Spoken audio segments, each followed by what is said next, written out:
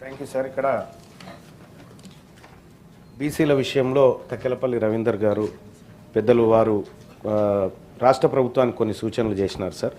రాష్ట్ర ప్రభుత్వం కూడా సరైన చర్యలు చేపడతామనేటువంటి ఒక మాట చెప్పింది సార్. గత అనుభవం ఒకటి చిన్నది ఉంది సార్, దాన్ని చెప్తాను సార్. దయచేసి 2014 నుంచి 24 వరకు సార్ దాదాపు ఈ 17 ఉన్నాయి సార్ నా దగ్గర.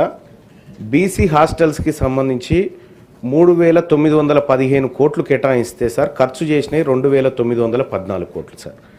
ఇట్లా చెప్పుకుంటూ పోతే ఎంబీసీ కులాలకు 35 కులాల కార్పొరేషన్ 2017లో ఏర్పాటు చేస్తే 3,850 కోట్లు కేటాయించి 19 కోట్లు ఖర్చు పెట్టినారు సార్. గతంలో నాయి బ్రాహ్మణ కార్పొరేషన్కి 760 కోట్లు అని చెప్పి అనౌన్స్మెంట్ చేసి 83 కోట్లు ఖర్చు పెట్టినారు సార్. అందులో కేవలం కరెంటు బిల్లులకు 45 కోట్లు ఖర్చు పెట్టినారు సార్.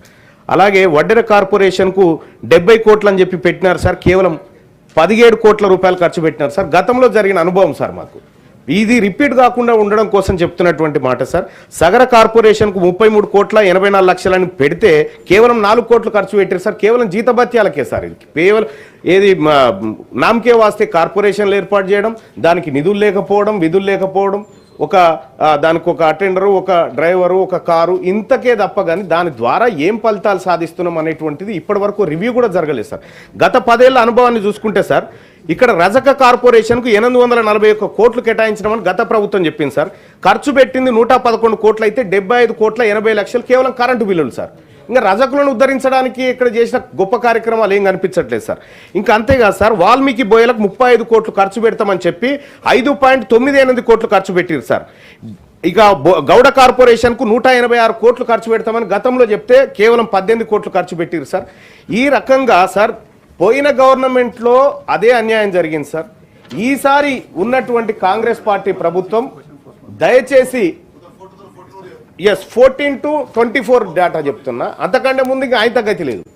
అయితే ఇప్పుడున్నటువంటి ప్రభుత్వానికి నేను చేసేటువంటి సూచన ఏంటంటే సార్, ఏదైనా చెప్తే చేయండి సార్. కేవలం కాగితాలకు పరిమితం అయితే దానివల్ల మా బీసీలకు వచ్చే ప్రయోజనం లేదు. కేవలం ఈ సభలో చర్చించుకోవడానికి తప్ప దేనికి పనికి రాకుండా ఉంటుంది. ఓ స్పష్టత ఉండాలి, ఓ టైం బౌండ్ ఉండాలి. మేము ఈ బడ్జెట్లో దీనికోసం ఇంత ఖర్చు చేయబోతా ఉన్నామంటే అంత ఖర్చు చేసి తీరాలి సార్. ఇక్కడ అంకెలు వేరే ఉంటాయి, అమలు వేరే విధంగా ఉంటుంది సార్. దయచేసి రాష్ట్ర ప్రభుత్వానికి నేను రిక్వెస్ట్ చేస్తా ఉన్నా సార్, ఒక నిర్దిష్టమైనటువంటి ప్రణాళిక మీ దగ్గర ఉందా? ఇంత కేటాయింపు జరిగితే ఇంత ఖర్చు చేయబోతున్నాం, ఖర్చు చేయకపోతే ఈ నిధులను వచ్చేసారికి బదలాయించేటువంటి సప్లాన్ విధానం ఏమన్నా మీ దగ్గర ఉందా? దయచేసి ప్రభుత్వాన్ని తమ ద్వారా అడుగుతా ఉన్నాను సార్.